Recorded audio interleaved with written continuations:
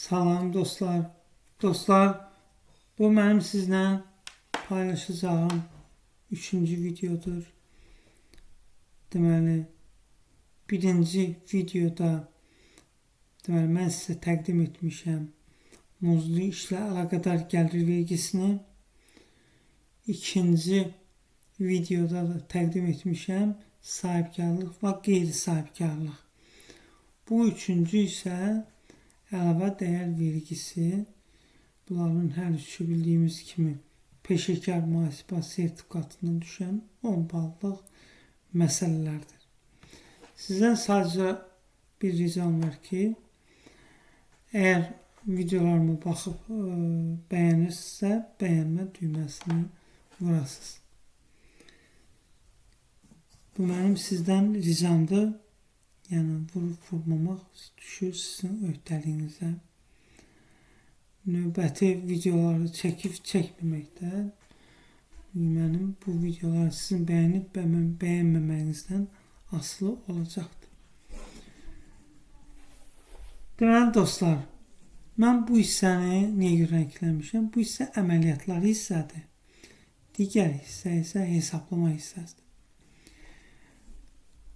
Deyir ki, gəlir və xərclərin uçotunu hesablama metodu ilə aparan müəssisə kənd təsərrüfatı məhsullarının istehsalı, emalı və eyni zamanda kitab istehsalı ilə məşğul olan mətbəyə rulon şəklində kağızın satışını həyata keçirir.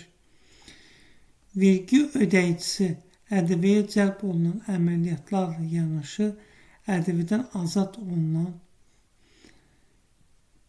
və 0 dərəcəli cəlb olunan əməliyyatları da vardır.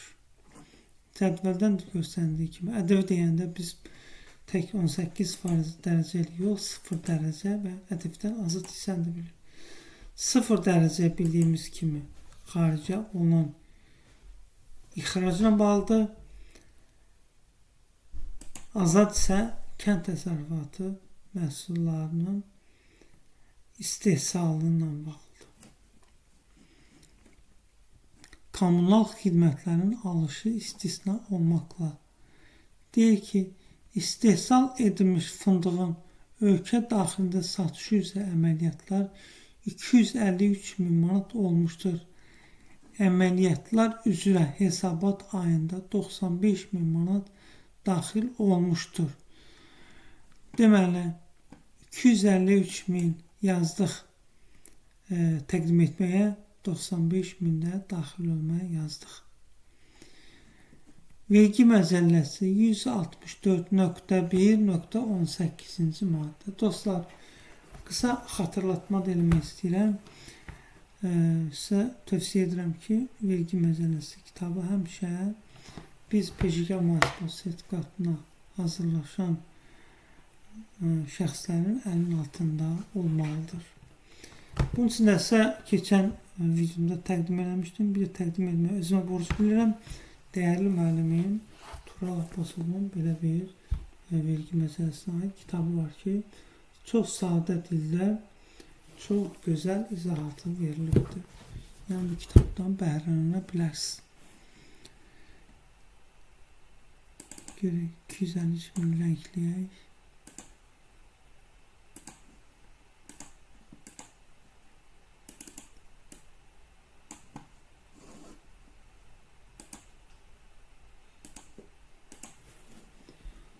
Sonra dostlar, ikinciyi keçdik. Fındıqdan emal edilmiş şokoladın satışı üzrə əməliyyatlar 228 min manat olmuşdur. Əməliyyatlar üzrə hesabat ayında 150 min manat ödəniş olmuşdur. Deməli, bilir ki, emal azad deyil. Emal ona azad olmadığını 228 min təqdim etməyə 150 min də daxil olmaya yazmışıq. Bunları biz rəngləyək.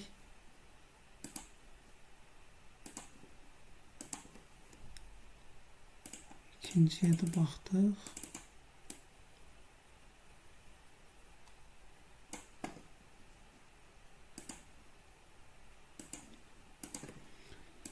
Sonra dostlar, cari hesabat dövründə 25.000 manat dəyərində rulon şəklində kağızın satışı həyata keçirilmiş və bu satışla əlaqədar 20.000 manat məbləğində vəsait müəssisənin bank hesabına daxil olmuşdur.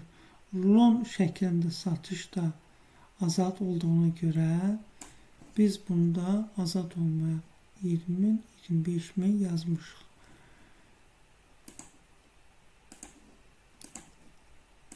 Bu hissəyə baxdıq deyə bu hissəni rəngləyirik.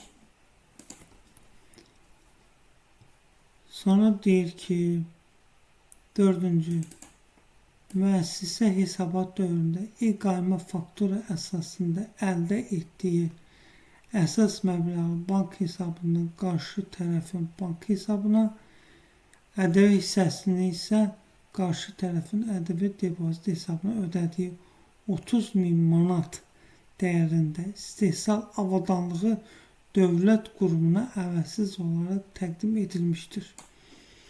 Dostlar, dövlət qurumuna əvəzsiz olaraq təqdim edilməyə görə ƏDV-yə cəlb olmayan hissə yazılır. Çünki ƏDV-yə cəlb olmayan hissə adından da görsəndiyi kimi nə satış deyil, onu təqdim etmədə dövlət qurumuna təqdim ediblər. Burada üstünlük ona görə verilir ki, dövlət qurumuna təqdim etməyə görə həmin məbləği əvizləşdirə bilir. 30.000-i vururuq 18%-ə, eləyir 5.400 manat. Bunu da rəngləyək.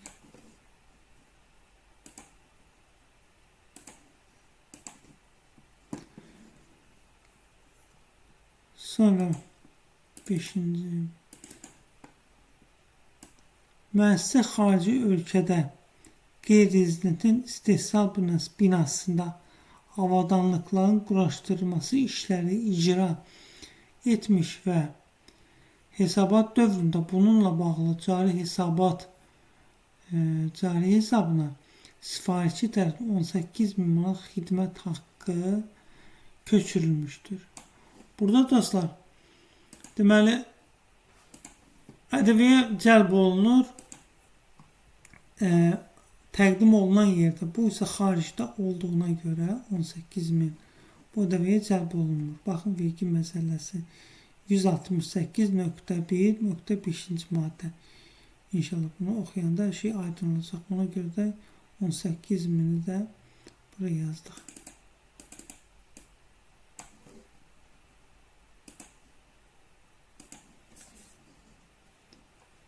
Sonra deyir ki, həmçinin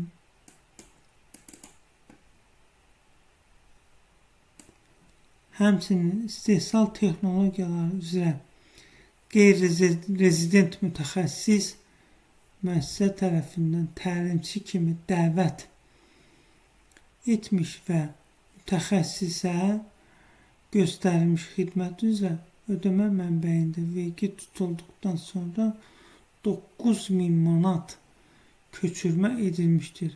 Əməliyyatların ƏDV hissəsi də cari ayda dövlət büdcəsinə ödənilmişdir.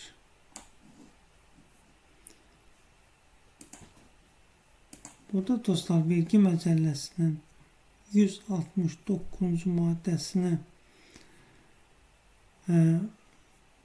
oxuyanda 169-cu maddəsində əhatəli bu barədə yazılıb. Ona görə də biz 9.000-i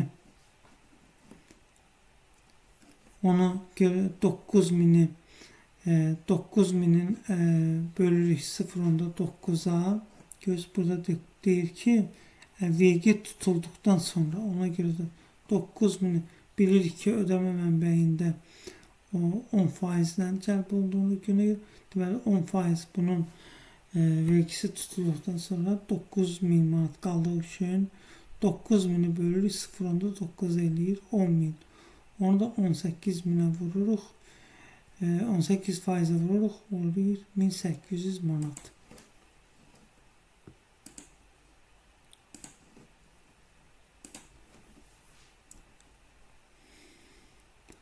Sonra deyir dostlar,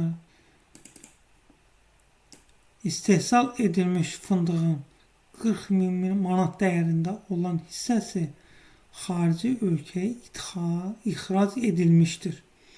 İxrac edilmiş mallar üzrə ödənişin 20 manat hissəsi hesabat dövründə daxil olmuşdur. Baxda qeyd elədiyim kimi ixrac ədəbiyyat 0% dərəcə ilə cəlb olunur. Ona görə də 40 min təqdim etməyə 20-də daxil olmaya yazmışıq. Bu hissəyə də baxdıq.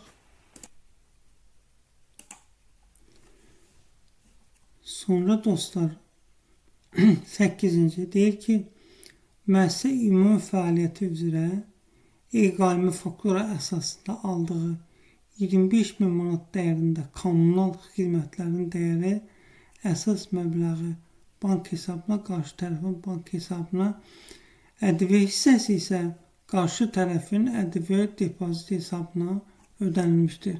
Baxın, burada deyir ki, kommunal xidmətlərin alışı istisna olmaqla. Ona görə də biz kommunal xidmətlərin alışını xüsusi çəki ilə hesablayacaq. 25 bini vururuq 18%-ə, edir 4500, düzdürmü? Ondan sonra xüsusi çəkisini tapmaq üçün, təqdim etmə bilgisi xüsusən təqdim etmələr toplanır 0 dərəcə ilə, bir də 18% dərəcə təqdim etmə toplanır, bölünür, təkrar 18% dərəcə ilə təqdim etmə, üstə gəlsin 0 dərəcə ilə təqdim edilə, əlavə olaraq azad olmadan təqdim edilə toplanır. Onu da vurulur 100'ə vuranda gözü 49% gəlib çıxır. Deməli biz nə edəcəyik? Xüsusi çəkisini tapmaq üçün 4500'də vuracağıq 49.08'ə. 2208 manat 60 qəpik. Yəni baxmayaraq ki 18%-i 4500 manat eləyir. Biz səmin bunun 2208 manat 60 qəpiyini ərzləşməyə sala bilirik. Sonra müəssisə hesabat dövründə emal fəaliyyəti üzrə ithal dəyəri 82 min manat olan xammal ithal etmişdir. İthal edilmiş xammalın ədəvi hissəsi gömrük orqanının nəqd qaydada tam şəkildə ödənilmişdir. Yəni nəqd ödədi, köçürmə ödədi, gömrük orqanına ödənilib deyib biz onu əvəzləşməyə sala bilirik. 82 min də vururuq 18%-ə 14.760 manat əvəzləşməyə salırıq. 10-cu, müəssisə ötən hesabat dövründə ixrac qeydi ilə təqdim etdiyi 36 min manat dəyərində şokolad məhsulları ixrac etməyərək cari hesabat dövründə ölkə daxili satışı yönəltilmişdir və bu barədə müəssisəyə müvafiq məlumat təqdim edilmişdir. Burada da xarakter dəyişdiyi üçün biz onu deməli 36 min manatı dəqiqləşdirilən dövrəyə yazırıq. Çünki daxil olub deyə biz onu yəni ki artma ilə 36 mini vurğun 8% eləyir 6480 formula buraya yazırıq. Sonra müəssisə 100% payına sahib olduğu digər bir rezident müəssisəni bir əməliyyat çərçivəsində digər vergi ödəyicinə 22 min manata təqdim etmişdir.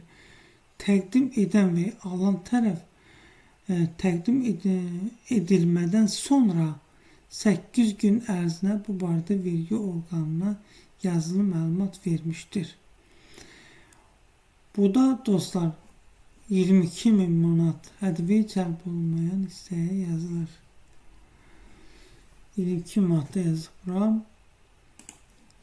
Beləcə dostlar biz yekunlaşdırmaya keçirik. 150 min manat burada yazmışam, görürsünüzmü? Bunu göstərdim sizə. Siz çəkinizi tapırıq. İndi göstərirəm sizə vergi ödəyicisinin əməliyyatları üzrə daxil olma, 18% dərəcə ilə daxil olma, yəni 150.000 vurub 18%-ə bizim vergi qarşısında öhdəliyimizi formalaşdırır. Bir də qeyri-rezidentin göstərdiyi xidmətə görə olan yaranmış öhdəlikdir. 1800 manat onu yazırıq. Yəni bizim büdcə qarşısında olan öhdəliyimizdir. Üstə də gəl 6480 manat həmin xarakter dəyişməsinə görə olan, baxın bu 36.000 manat dəyərində şokolad məhsulları ixrac edilmək. Yəni ki, nəzərdə tutulmuşdur ki, ixrac edilsin. Elə oldu ki, ixrac edilmədi. Cari hesabat dövründə ixrac ölkə daxilində satışa yönəldiyinə görə 36.000 manatda 18% dərəcə. Əgər ixrac edilmiş olsaydı 0 dərəcə ilə olacaqdı. Biz onu burada yazacağıq. Belə dostlar, 27.000 üstə gəl 1800, üstə gəl 6480, ondan çıxırıq əvəzləşməni 24.168 60 qəpik. Baxın, eləyir 11.111 manat 40 qəpik. Bizim büdcə qarşısında öhdəliyimiz. Burada da həmişə əgər öhdəliyimiz olması, büdcənin bizə borcu olsaydı aşağısı da yazacaqdıq. Bizim büdcəyə borcumuz varsa yuxarısı da yazırıq. Amma burada da mütləq 0 yazmamız mütləqdir. Yazmış olmasaq bu bizim balımızdan gedir. Bu qədər dostlar, çox geniş əhatəli bir ədəbi bəyannaməsi mövzusuna toxunmuşdum. Ümid edirəm ki, dinləyicilərə də bir faydası olacaqdır. Oldu dostlar, təşəkkür edirəm, sağ olun. Sağ olun.